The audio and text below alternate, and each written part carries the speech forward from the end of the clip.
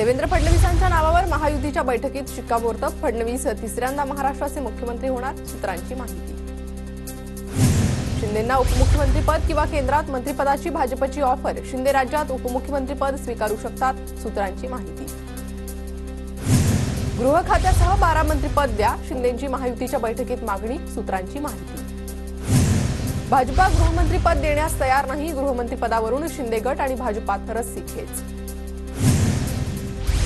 आजही मुंबईत महायुतीची महत्त्वाची बैठक, मंत्रिपद ठरणार, एकनाथ शिंदेंची माहिती।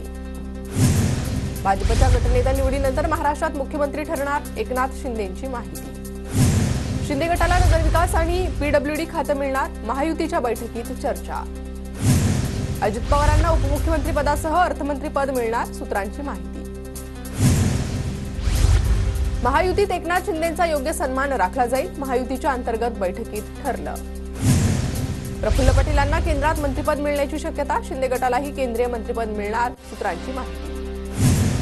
मी काळजीवाहू मुख्यमंत्री आहे, सगळ्यांची काळजी घेतो, महायुतीच्या बैठकीनंतर शिंदेंचं सूचक वक्तव्य। दिल्लीतील महायुतीच्या बैठकीनंतर एकनाथ शिंदेंची खासदारांसोबत बैठक, खासदारांसोबत शिंदेंनी चर्चा केली। शिंदे, फडणवीस, अजितदादा मुंबईत। मुख्यमंत्रीपदी देवेंद्र फडणवीस बसले तरी ते राज्याचे मुख्यमंत्री असणार आहेत, त्यांचं स्वागत करू, संजय राऊतांची प्रतिक्रिया। मात्र भाजपनं फक्त पक्षाचा नाही तर राज्याचा विकास करावा, राऊतांचा खोचक सल्ला। तर बहुमत असतानाही मुख्यमंत्रीपद लटकून ठेवल्याचीही टीका।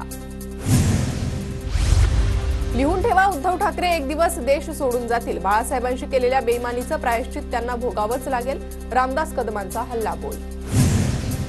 ईव्हीएममध्ये गडबड असती तर माझा लीड 2019 पेक्षा कमी कसा झाला, लोकसभेला ईव्हीएम बरोबर आणि आता चूक, असं कसं चालेल, छगन भुजबळांचा विरोधकांना खोचक सवाल। रात्री 11:30 वाजेपर्यंत कोणत्या केंद्रावर मतदान सुरू होतं, आम्हाला मतदान केंद्राचे व्हिडिओ मिळाले पाहिजेत। 76 लाख मतांची वाढ कशी झाली, मतदानाच्या टक्केवारीत तफावत, आम्ही कोर्टात जाणार, नाना पटोलेंची टीका। महाराष्ट्रात 2 तासात 76 लाख मतं कशी वाढली, 95 मतदारसंघांमध्ये मतदानात तफावत, निवडणूक आयोगानं उत्तर द्यायला हवं, प्रियंका चतुर्वेदींची मागणी। तर ईव्हीएम निर्जीव असल्यानं खापर फोडणं सोपं, भुजबळांचा टोला। भाजप मुंबई महापालिकेवर एकहाती सत्ता मिळवण्याच्या प्रयत्नात, मुंबईतील विधानसभेच्या 15 जागा जिंकल्यानंतर भाजपची ताकद वाढली, मुंबई महापालिकेसाठी भाजपचं 150 जागांचं टार्गेट, सूत्रांची माहिती। 132 आमदार असल्यानं भाजपचा मुख्यमंत्री होणं स्वाभाविक, महायुतीला पूर्ण बहुमत मिळवून देण्याचं काम फडणवीसांनी केलंय, त्यांनी ओबीसींच्या अधिकारावर गदा येऊ दिली नाही, छगन भुजबळांकडून फडणवीसांचं कौतुक। 132 आमदार असलेल्या भाजपचे मंत्री जास्त असतील, आज मंत्रिपदाचा फॉर्म्युला ठरणार, छगन भुजबळांची माहिती। ठाणे जिल्हा पालकमंत्रीपदासाठी भाजप आग्रही, रवींद्र चव्हाण, किसन कथोरे, संजय केळकर यांच्या नावाची चर्चा। विधानसभेतल्या दारुण पराभवानंतर बच्चू कडू पदाधिकारी आणि कार्यकर्त्यांचा मेळावा घेणार, 2 डिसेंबरला बुलढाण्याच्या शेगावमध्ये मेळाव्याचं आयोजन। सत्तेत की सत्तेच्या बाहेर, झेंडा की सेवा, बच्चू कडू निर्णय घेणार। लोकसभेचा बदला जनतेनं घेतलाय, रोज बोलणाऱ्या बच्चू कडूचा आवाज बंद झाला, रवी राणांचा बच्चू कडूंवर निशाणा। निकाल बाजूला लागला की ईव्हीएम चांगलं, निकाल विरोधात लागला की ईव्हीएम वाईट असतं, विरोधकांनी रडीचा डाव खेळू नये, पराभव स्वीकारावा, ईव्हीएमच्या मुद्द्यावरून प्रवीण दरेकरांची विरोधकांवर टीका। हिंदुत्व सोडतो त्यावेळी काय होतं हे दानवेंच्या लक्षात आलं, अंबादास दानवेंच्या वक्तव्यावर गुलाबराव पाटलांची प्रतिक्रिया, देर आहे दुरुस्त आहे असं म्हणत लगावला टोला। संजय निरुपम यांच्या विरोधात महिला कार्यकर्त्यांची घोषणाबाजी, संजय निरुपम यांच्या आभार प्रदर्शनाच्या सभेनंतर महिला आक्रमक, महिलांच्या घोषणाबाजीनंतर पोलिसांचा हस्तक्षेप, शिवसेना पदाधिकारी वैभव भरडकरांच्या कार्यकर्त्यांच्या घोषणा। स्वतःला शिवसेना मानतात, त्यांनी आपल्या पक्षाचे अधिकार आता मोदी शहांच्या हातात दिलेत, शिंदेंनी आता बाळासाहेबांचं नाव घेऊ नये, त्यांना बाळासाहेबांचं नाव घेण्याचा अधिकार नाही, संजय राऊतांची टीका। राऊतांचं लवकरच सूरच नाही तर दिशाही बदलणार, नवनीत राणांचा राऊतांना टोला, फडणवीसांनी 2.5 वर्षांपूर्वी त्याग केला, भाजप त्यांनाच मुख्यमंत्री करणार, राणांनी व्यक्त केला विश्वास।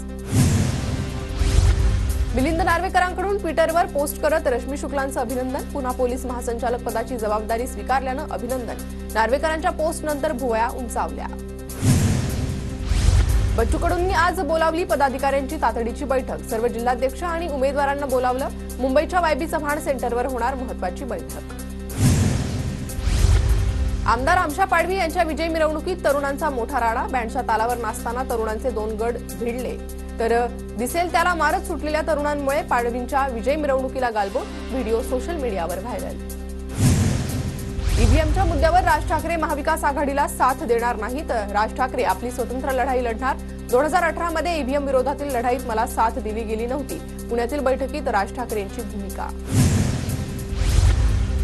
राहुरीचे प्राजक्त तनपुरे आणि कोपरगाव विधानसभेचे पराभूत उमेदवार संदीप कोरपेंचे ईव्हीएम पडताळणीसाठी अर्ज.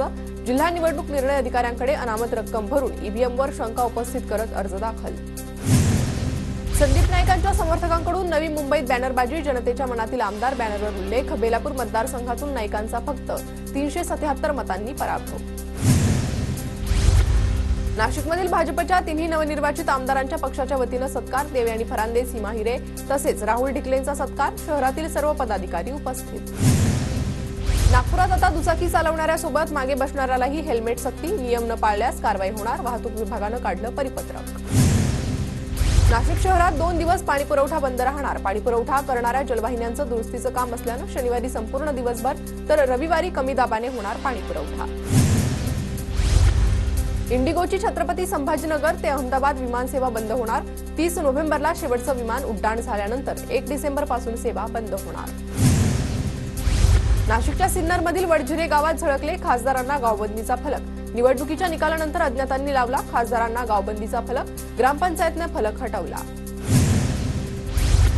रायगडच्या खोपोलीतील बोटे घाटात रिक्षाचा अपघात. 5 जण गंभीर जखमी. जखमींवर उपचार सुरू. यवतमाळच्या घाटंजी तालुक्यातील कोचित पाटबंधारे विभागाकडून कालव्याचं काम सुरू. यासाठी शेतकऱ्याच्या कापसाच्या पिकावर जेसीबी फिरवला. शेतकऱ्याची नुकसान भरपाई देण्याची मागणी. धुळे जिल्ह्यात तापमानाचा पारा घसरला. तापमान 9 अंश सेल्सिअसवर. रब्बी पिकांना पाणी देण्यासाठी शेतकऱ्यांचे प्रचंड हाल. नागपुरात थंडीचा तडाखा वाढला. रस्त्यांवर झोपणाऱ्या लोकांना थंडीपासून वाचवण्यासाठी ब्लँकेटचं वाटप. सुशिक्षित तरुणांचा उपक्रम. स्वाभिमानी शेतकरी संघटनेकडून कारखानदारांना 15 दिवसांचं अल्टिमेटम. यंदाच्या हंगामात पहिली उचल 3700 जाहीर करा, अन्यथा आंदोलन करू. राजू शेट्टी आक्रमण. मराठवाड्यात 3 महिन्यात 180 शेतकऱ्यांच्या आत्महत्या. शेतमालाला कमी भाव आणि नापिकीमुळे शेतकऱ्यांची आत्महत्या. धुळे कृषी उत्पन्न बाजार समितीमध्ये पावसाळी कांद्याची आवक वाढली. कांद्याला 4 ते 4.5 रुपये भाव मिळावा, शेतकऱ्यांची मागणी. नंदुरबार बाजार समितीमध्ये कांदा आणि लसणाची आवक घसरली. दर वाढण्याची शक्यता. सध्या लसणाला 350 तर कांद्याला 80 रुपये किलोचा दर. तळोदा तालुक्यातील रावलापाणी येथे कृषी विभाग आणि शेतकऱ्यांच्या श्रमदानातून वनराई बंधारा बांधले. वनराई बंधाऱ्यामुळे अनेक शेतकऱ्यांना फायदा होणार.